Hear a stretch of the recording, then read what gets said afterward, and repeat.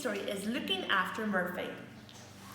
With Granny Lally, it was always difficult to know how much to believe. When Granny Lally said to her grandchildren, "Sally and Jim, we'll see," it usually meant, "We'll ask your father," which always meant, "We'll ask your mother."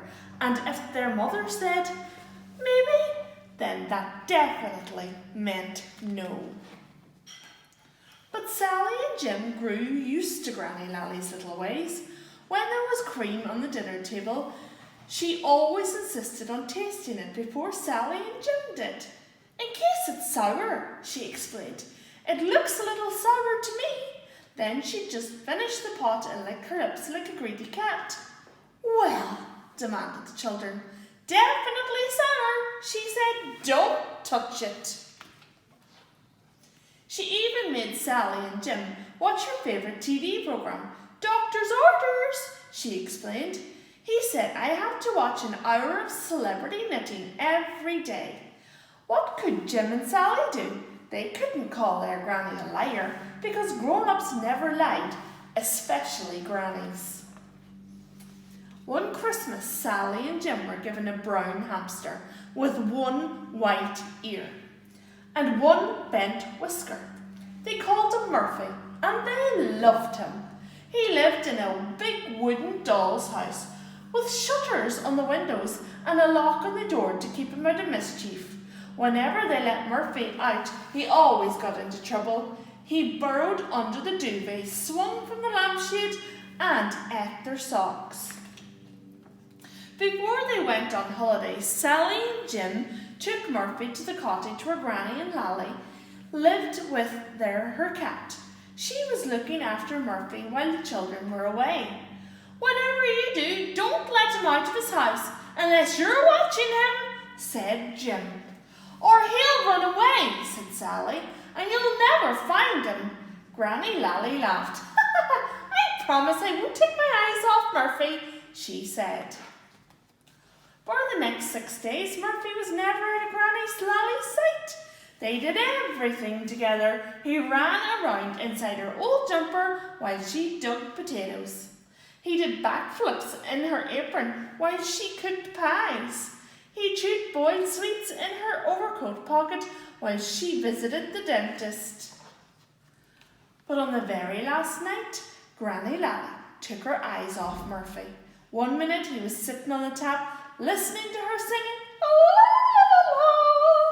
The next, she closed her eyes to hit a top C, and when she opened them again, Murphy was gone.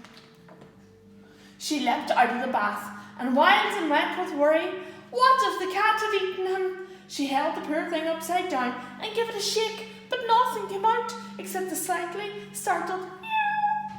She checked in the fridge in case Murphy was stealing the cheese. She even checked in the broom cupboard in case Murphy had fallen in love with the brush. But Murphy had vanished. Granny Lally sat on the stairs and cried. What an awful grandmother she was. What was she going to tell her grandchildren? The simple truth or a whopping great lie? Early in the morning she drove to the pet shop and bought her another brown hamster with one white ear and one bent whisker. When Sally and Jim arrived, Granny Lally crossed her fingers and lied through her teeth. Here's Murphy, she said. He's missed you. The hamster didn't even look at the children. Why is his whisker bending the wrong way? Asked Sally. It was bending down when we left him, but now it's bending up. That's probably because he's so happy to see you again, lied her grandmother. And why is his white ear changed sides? Puzzled Jim. It was on the right when we left him, but now it's on the left. You're holding him the wrong way round, she lied again.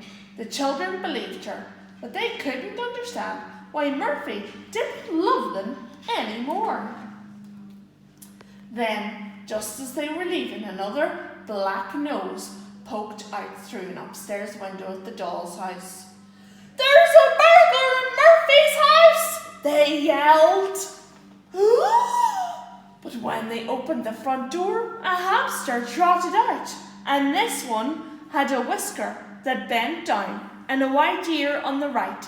It was the real Murphy. He had been asleep in his bedroom all the time. "So, if this is not Murphy," said Sally, "who is it?" Granny Lally blushed redder than a beetroot. How was she going to explain two hamsters? "Murphy had a baby," was her first feeble lie. "Murphy's a boy," said Jim. "Murphy had friends round last night for a sleepover," was her second feeble lie. "The doll's house doesn't have a guest room," said Sally. "Then it must be Murphy's fiancé," lied Granny Lally for the third time. And because she was their grandmother, and because they were nicely brought up children, and because they respected their elders, Sally and Jim said they believed her. Murphy and the fake hamster were married in the spring, and when Sally and Jim next went on holiday, Granny Lally agreed to look after Murphy again. Only this time, because Murphy was a family man, she promised to be a little more careful. The end.